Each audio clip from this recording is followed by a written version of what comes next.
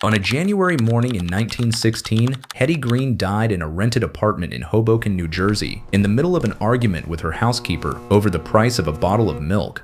When her lawyers finally opened her accounts, they found somewhere close to $100 million in the money of 1916, a sum that put her among the richest individuals in the entire country, richer than most of the men whose names filled the society pages she was never invited into. She had built almost every dollar of it herself, buying railroad bonds and real estate when panic gutted the market and everyone else was selling in fear. And she had done it while wearing the same black dress for years at a time and eating cold oatmeal because heating it cost coal, and coal cost money. The newspapers had a name for her. They called her the Witch of Wall Street. Here is the part almost nobody remembers about that story. Hetty Green did not lose the fortune to a bad investment, or a stock market crash, or a con man with a smooth voice. She protected every dollar of it until the day she died, more fiercely than almost anyone in American history ever protected a fortune. The fortune that vanished was not hers, it was her son's. Edward Howland Robinson Green inherited a piece of the coldest, most disciplined fortune ever built in America, and within a single generation, turned it into a warehouse of gold-plated toilet fixtures, a diamond-studded belt, and one of the strangest personal collections a rich man has ever assembled, while the machine that built it all sat idle because there was no machine left to run. So ask yourself the question this story actually turns on, because it is not the question you expect. Everyone assumes a fortune dies from carelessness, from a spendthrift heir let loose on a pile of money. That happened here too, but it is not the interesting part. The interesting part is what came before it.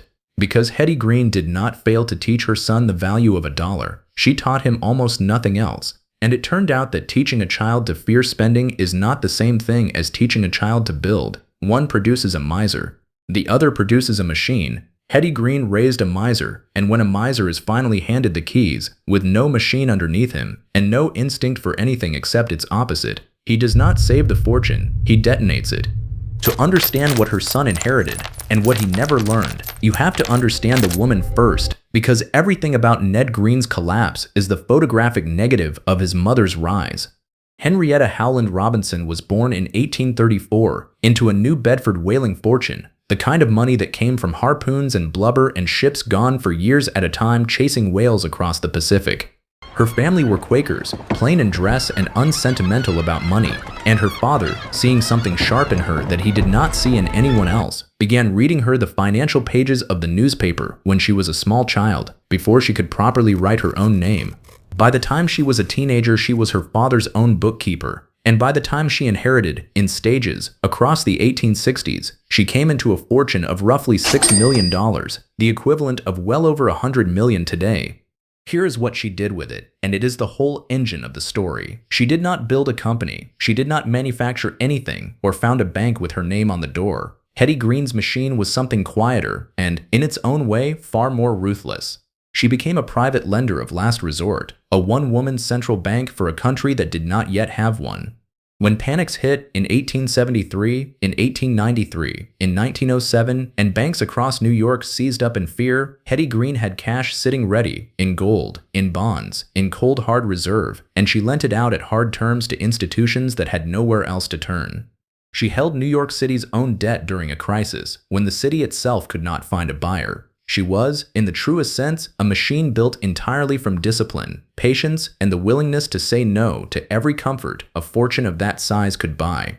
And she said no to nearly everything. She wore the same worn black dress until it was in shreds, changing her underclothes rather than her outer garments to save on laundering, the story goes, because nobody could see the difference.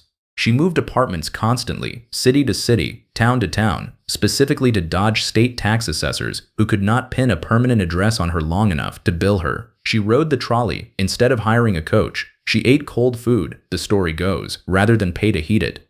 This was not simple thrift. This was a system, applied with the same cold discipline she applied to a balance sheet, and it worked.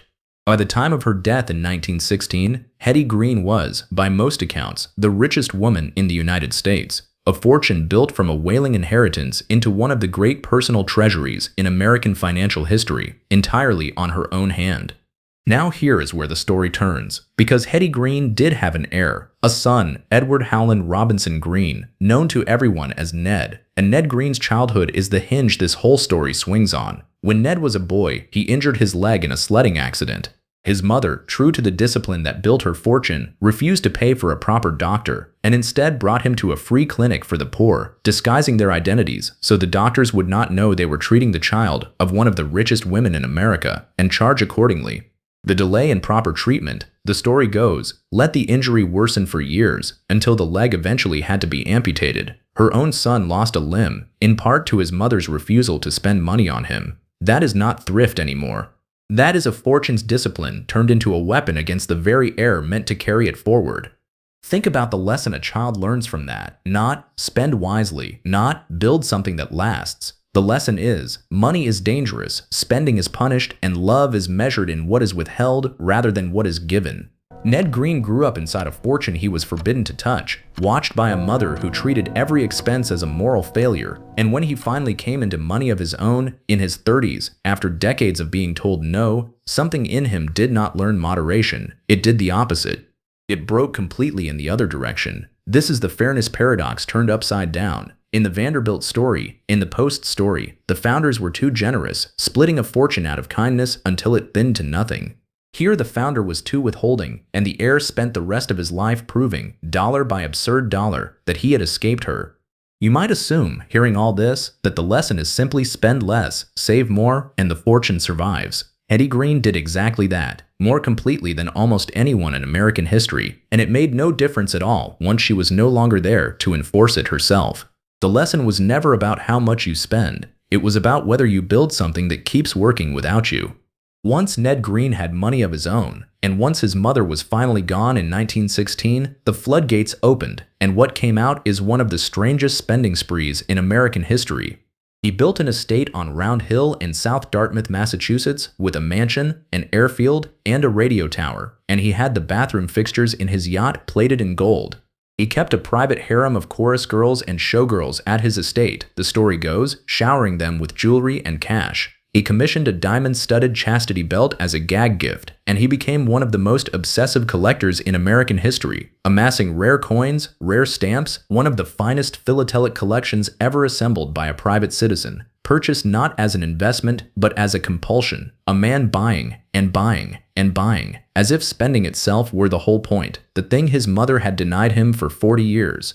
Here is a detail that complicates the easy version of this story, because Ned was not his mother's only child. His sister Sylvia inherited a nearly identical fortune, and she did not burn through it.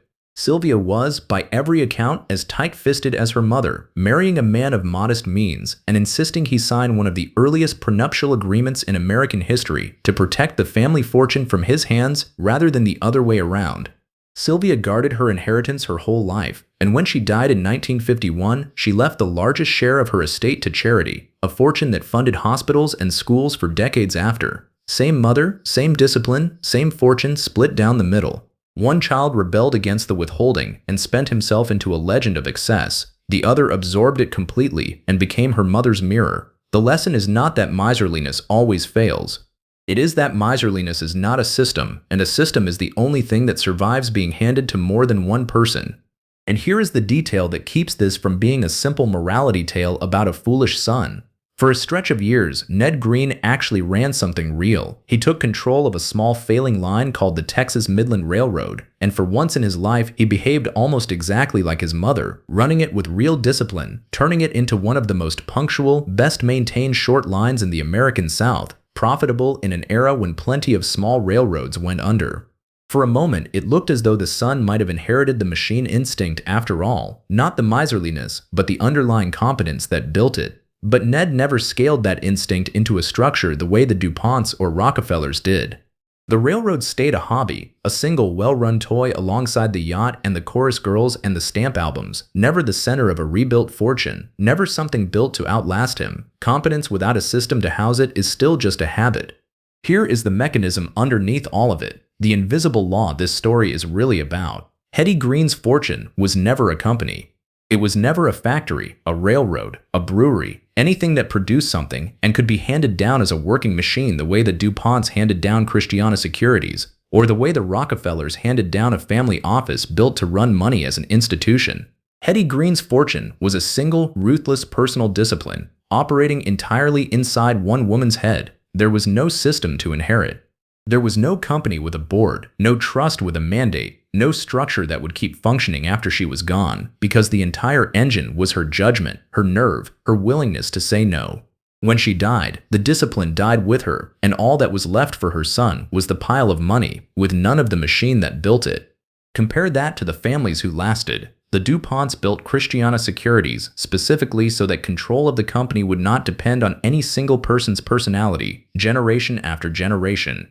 The Rockefellers built trusts and a family office that could function whether or not any particular heir had inherited their founder's genius. Even Biltmore, once William Cecil decided to run it as a business, became an institution with a payroll and a plan, not a personality. Hetty Green built nothing like that. She built a fortune that was, in the most literal sense, a hoard, guarded by one extraordinary and singular will. And a hoard is not a machine. A hoard cannot teach anyone how to run it because there is nothing to run.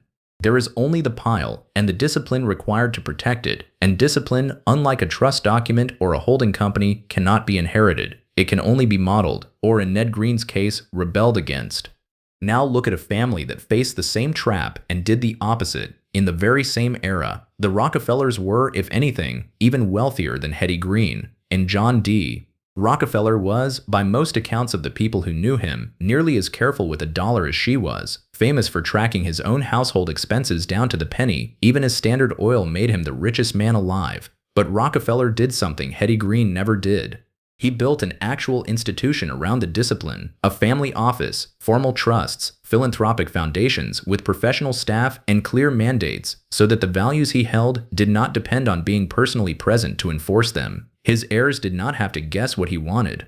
The structure told them. 6 generations later, the Rockefeller fortune still holds together, not because every heir inherited his exact temperament, but because he built a system that did not require them to. Hetty Green was not the only person of her era who treated a fortune like a fortress instead of an engine. The Gilded Age produced no shortage of misers who confused hoarding with security, private lenders and bondholders who sat on cash through every panic and congratulated themselves on their discipline, never once building anything that would let the discipline outlive them. History remembers most of them as footnotes, eccentric rich people with strange habits because their fortunes died exactly the way hers did, quietly, in a single generation, absorbed into the ordinary churn of estates and lawsuits and auctions. What made Hetty Green different was only the scale of it and the cruelty of the specific way the discipline was enforced on her own child. The mechanism, though, was identical to 100 smaller stories nobody bothers to tell, because a fortune with no machine underneath it is not actually wealth. It is simply a very large, very temporary pile. When Ned Green died in 1936, his estate was valued at somewhere around $40 million, still an enormous sum, but a fraction of what a fortune compounding under real management for 20 years should have become, and what happened next completed the pattern. There was no trust holding it together, no holding company, no family office. His widow inherited the core of it, and in the years that followed, the strange, glittering hoard he had spent his life assembling, the rare coins, the stamps, the curiosities, was broken up and auctioned off piece by piece, sold to collectors and institutions around the world, scattered exactly the way Marjorie Post's monuments were scattered, exactly the way the Vanderbilt mansions came down one by one. A fortune built entirely around one person's compulsion, whether that compulsion was saving or spending, ends the same way every time. It disperses, because nothing was ever built to hold it together after the person holding it was gone. That is the universal principle sitting underneath this entire story, and it applies far beyond one eccentric heiress and her son. Discipline that lives only inside one person's head is not wealth preservation. It is a countdown, dressed up as prudence, and it ends the moment that person does. A fortune only survives its founder if the founder builds something outside of themselves to carry it. A company, a trust, an institution, a set of rules that will still function when their own willpower is gone. Hetty Green protected every dollar she ever earned with a discipline so total it cost her own son a leg, and none of that discipline survived her by even a single year, because discipline is not a structure, it is a habit, and habits die with the person who holds them.